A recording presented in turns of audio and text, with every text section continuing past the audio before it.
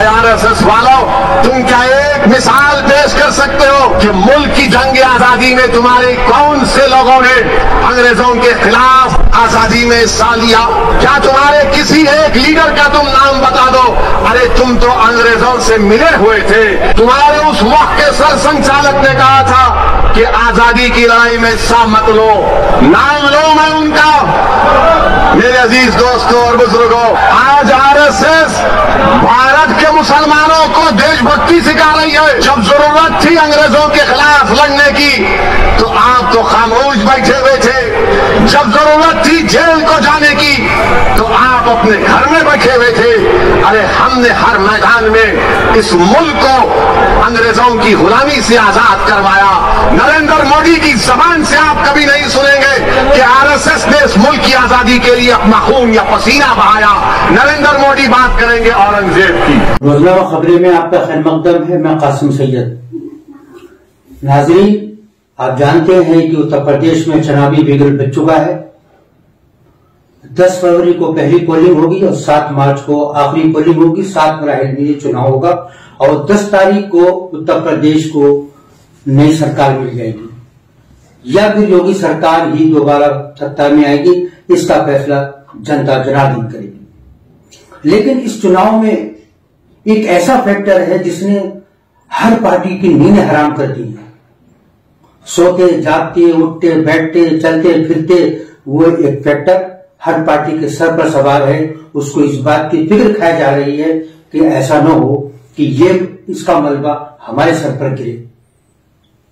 और आप यकीनन समझ गए होंगे कि मैं किस फैक्टर की बात कर रहा हूं। ये जहां जाता है वहां की पूरी सियासत को उलट पलट करके रख देता है।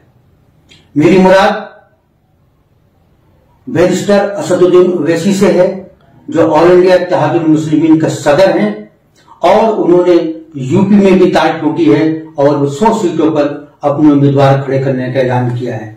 हालांकि अभी न उम्मीदवारों का ऐलान हुआ है, न उनकी पार्टी में इतनी सख्त बजाहिर दिखाई देती है कि वो 100 सीटों पर मुकाबला कर सके, लेकिन बहरहाल उन्होंने ऐलान किया है।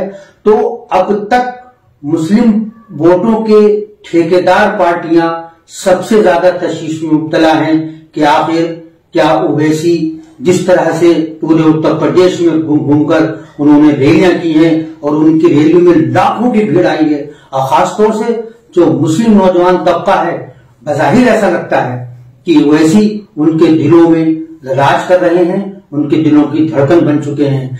क्या ये भीड़ वोट में तब्दील होगी? इसका फैसला तो 10 मार्च को ही सामने आएगा कि आखिर ओवैसी पर लोगों ने कितना भरोसा किया है और वो कितनी सीटों पर अपने उम्मीदवारों को जिताने में कामयाब रहे हैं। मगर मैं यहां एक दूसरा पहलू सामने लाना चाहता हूं। क्या ओवैसी विलन के रोल में है या हीरो? क्या वो नौजवानों के दिलों की वाकई धड़कन है या सिर्फ एक भीड़ और शोर शराबा है जो उनके जल से जुलूसों में नजर आता है? जिंदाबाद मुर्दाबाद के नारे लगते हैं। क्या वाकई ओवैसी किसी पार्टी के एजेंट हैं?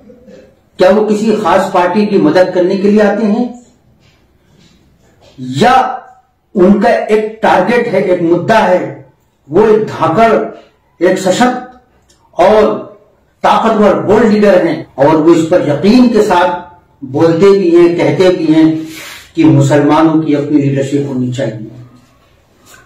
मुसलमान कब तक सो कॉल्ड सेकुलर पार्टियों का दुमछल्ला बने रहेंगे? और उन सेकुलर पार्टियों का दुमछल्ला बनने के बाद उन्होंने आखिर किया क्या है? हालांकि अगर देखा जाए तो ओवैसी साहब की ये बात खुद उनके ऊपर लागू होती है कि क्या वो सेकुलर पार्टियों का दुमछल्ला नहीं बनी है? आखिर तेलंगाना में उनका किसके साथ मुआहदा है? आखिर वो यूपीए के साथ 10 साल तक क्यों लगे रहे? यूपीए तमाम सेकुलर पार्टियों का एक फ्रंट था और ओवैसी की पार्टी उस फ्रंट का 9.5 साल तक हिस्सा रही है। तो ये जो कंट्राडिक्शन है उसको खुद ओवैसी साहब किस तरह से जस्टिफाई करते हैं, ये देखने की बात है। हालांकि उन्होंने भी वक्त के तकाजों के मुताबिक सियासत की है। दिलचस्प बात यह है कि कांग्रेस ओवैसी को बीजेपी का एजेंट कहती है और जब योगी आदित्यनाथ ओवैसी की तारीफ करते हैं, उनको बड़ा लीडर बताते हैं, तो कांग्रेस की इस बात में कहीं ना कहीं दम नजर आता है। जब साक्षी महाराज उनकी तारीफ करते हैं और कहते हैं कि उन्होंने हमारी बिहार में मदद की है, हमारी यूपी में भी मदद करेंगे, तो इस इल्जाम को तक़वियत हासिल होती है, उसको बल मिलता है। लेकिन जहां तक मेरी अपनी राय है, मैं जाती तौर पर यह समझता हूं कि ओवैसी की अपनी सियासत है, उनका अपना रंग है, और वो गालबन और यकीनन किसी पार्टी के लिए काम करेंगे, किसी के एजेंट बन के काम करेंगे, वो उनकी शख्सियत से और उनके नजरियात से कतई मेल नहीं खाता। ओवैसी की शख्सियत की जो अहम बातें हैं, उनकी जो उनके हक में जाती हैं, उनकी वो जो कुछ भी कहते हैं उसमें लॉजिक है, उसमें अपीलिंग है, एट्रैक्शन है। जब वो ये कहते हैं कि इसी यूपी के अंदर उनका कहना ये होता है कि ब्राह्मण 10% हैं और उनके 6 वजीर आला हुए, उनके 6 सीएम बने। इसी तरह से ठाकुर 8.5 हैं यूपी के अंदर और उनके 5 सीएम हुए हैं।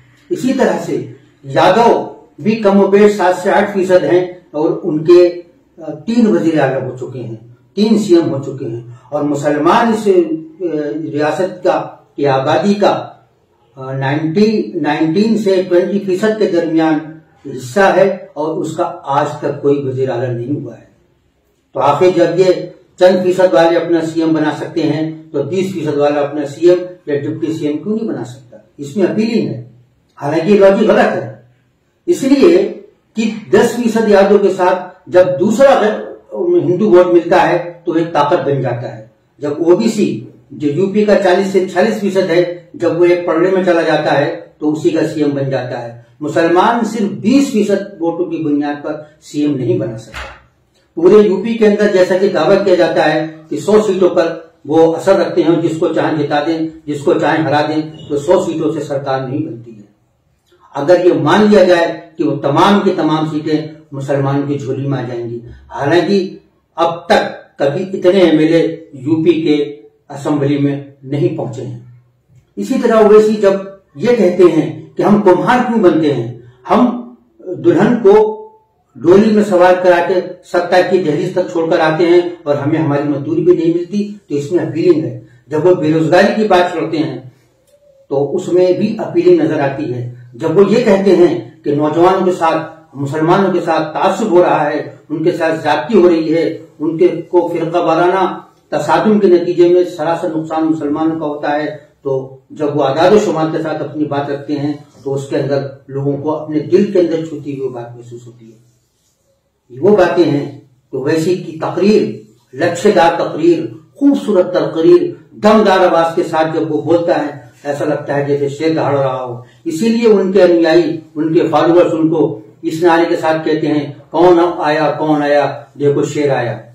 तो ओवैसी एक शेर की तरह उन्होंने रिंग में एंट्री की है, और खासतौर से ऐसे मौके पर जब पूरे मुल्क के अंदर, खासतौर से यूपी में पिछले 5 सालों में जिस तरह की सरकार चली है और सरकार में ने जो रवैया अख्तियार किया है खासतौर से माइनॉरिटी के साथ, मुसलमानों के साथ, उसमें हालांकि वो उस पार्टी के उस नजरिए के मुताबिक है वो जो कुछ कर रहे हैं, लेकिन ये नहीं कहा जा सकता कि रियासत के तमाम हिंदू उस पॉलिसी से इत्तेफाक रखते हैं। ये बिल्कुल नहीं कहा जा सकता। हमारे करोड़ों हिंदू भाई उन पॉलिसियों से बिल्कुल इत्तेफाक नहीं रखते जो योगी सरकार ने पिछले 5 साल में चलाई हैं। जब वो ये कहते हैं कि ठोक दो, उनकी ठोक दो पॉलिसी के खिलाफ ये आवाजें उठती हैं। जब वो ये कहती हैं कि हिंदू का घर अगर बचेगा तो मुसलमान का घर भी बचेगा। जब वो ये कहते हैं कि हम बिल्डोजर चला देंगे। जब उनका डिप्टी सीएम ये कहता है कि जालीदार टोपी और लुंगी वाले माफिया, इन्होंने रियासत में दहशत मचा रखी थी, आज हमने उनको काबू में कर रखा है, और वो हाथ जोड़ के थाने में माफी मांगने आते हैं, कहते हैं हमें गिरफ्तार कर लो। तो ये जो परसेप्शन, ये जो नैरेटिव तैयार किया गया है और इस चुनाव में उस नैरेटिव का पूरा फायदा उठाने की तैयारी है।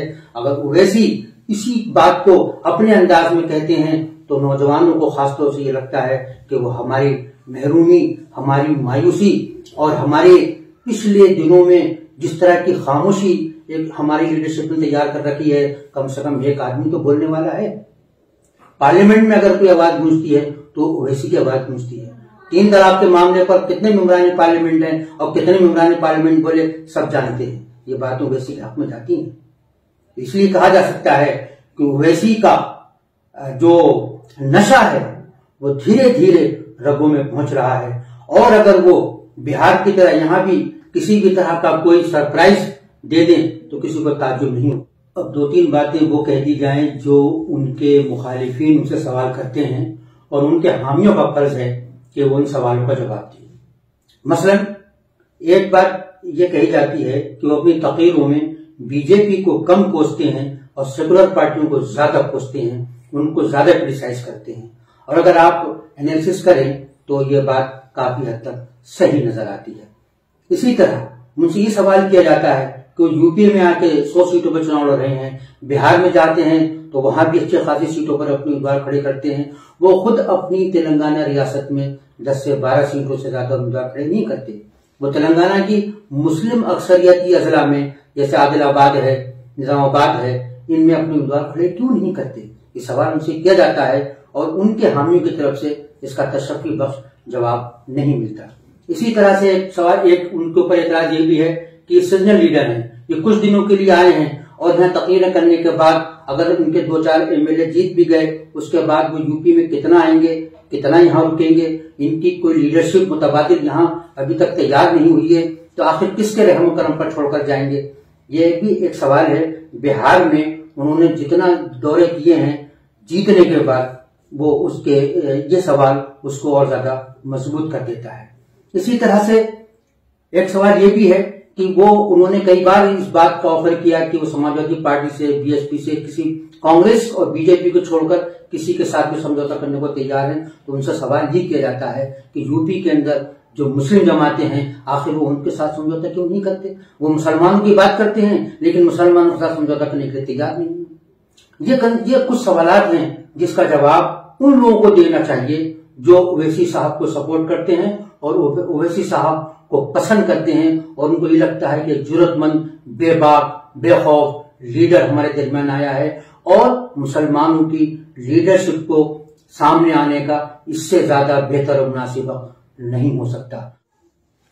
आखिर में आपको एक ऐसे वीडियो के साथ छोड़ के जा रहा हूं जिसमें ओवैसी से एबीपी न्यूज ने वरिष्ठ पत्रकारों की टीम के साथ एक इंटरव्यू किया था। इत्तेफाक से मैं भी उस टीम का एक हिस्सा था। उस मौके पर ओवैसी से जो सवाल किया गया था वही सवाल आज भी कायम है। आप उसको देखें और फिर खुद ही फैसला करें। नहीं खेलता हूं सर, मुझे नहीं आता। मुझे आमतौर से मुसलमानों की जो पार्टियां हैं वो उनके बारे में ये ख्याल पाया जाता है कि वो नेशनल पार्टियों की बी टीम के तौर पर काम करती रही हैं। नेशनल पार्टीज के बी टीम के तौर पर उनकी दुम छल्ला बनकर। आप भी अरसे तक कांग्रेस के साथ रहे हैं और इसलिए उसमें आपकी पार्टी भी शामिल है। मैं कौन सी टीम में हूँ सर? अभी आपकी पार्टी भी उसमें शामिल रही है। अभी आपने सर ने कह दिया कि बीजेपी के साथ। अब मुझे नहीं मालूम ये ई टीम भी निकालनी हुई पड़ेगी अभी। ये तो आप तय करेंगे कि आप इस वक्त कौन सी टीम में? नहीं सर, मैं अपनी टीम को खेल रहा हूँ सर। मैं ना बी टीम का हूँ ना ए टीम का हूँ, ना मैं A1 ना B1 कोई। सर मैं कोई लीग का नहीं हूँ, मैं IPL का नहीं हूँ। तो मैं अपनी लीग खेल रहा हूँ सर। तो आमतौर से उनकी जज्बाती सियासत से मुसलमानों को फायदा कम, नुकसान ज्यादा हुआ है। अब आप उत्तर भारत में कदम रख रहे हैं तो आप यहाँ किसी ठोस एजेंडे के साथ आ रहे हैं? आपका अपना कोई एजेंडा है या किसी के एजेंडे के साथ आ रहे हैं? नहीं सर, एक ही प्रोग्राम में एक जर्नलिस्ट कहते हैं मैं बीजेपी का बीटी हूं, ये कोई और कह रहे हैं, कोई कह रहे हैं मैं कांग्रेस का हूं। तो अच्छा है सर, डाइवर्सिटी है सर। मैंने डाइवर्सिटी है सर, नहीं डाइवर्सिटी है, नहीं डाइवर्सिटी है, प्लुरलिज्म है। नहीं सर, मैं आपको बता रहा हूं कि मैं जो एजेंडा अपना एजेंडा, मेरा एजेंडा पर्सनल एजेंडा नहीं है सर मेरा। मैं अपनी शोहरत के लिए नहीं जा रहा हूं। मैं सिर्फ ये चाह रहा हूं कि सोशली, एजुकेशनली, पॉलिटिकली इंसाफ हो। ये हमारा एजेंडा है, ये पब्लिक का एजेंडा है, ये उन गरीबों का एजेंडा है। इसमें मेरी कोई जाती अनानियत इसमें नहीं है, शामिल नहीं है। और ये पसंद आएगी ये बात, आवाम उसको कबूल करेगी, नहीं पसंद आएगी तो रद्द कर देगी। बहरहाल भले ही अखिलेश यादव ये कह रहे हैं कि ओवैसी से हमें कोई भी नुकसान नहीं होगा।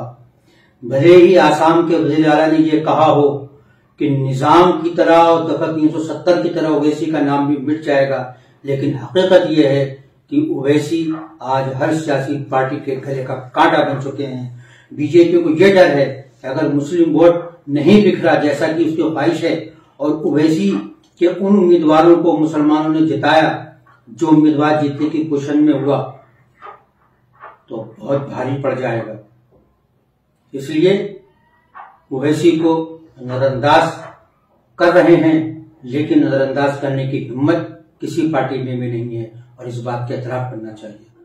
आपसे ये अपील है कि फेसबुक के पेज रोजनामा खबरें को लाइक करें, उसको फॉलो करें और यूट्यूब चैनल को सब्सक्राइब कीजिए। शुक्रिया, बहुत बहुत शुक्रिया।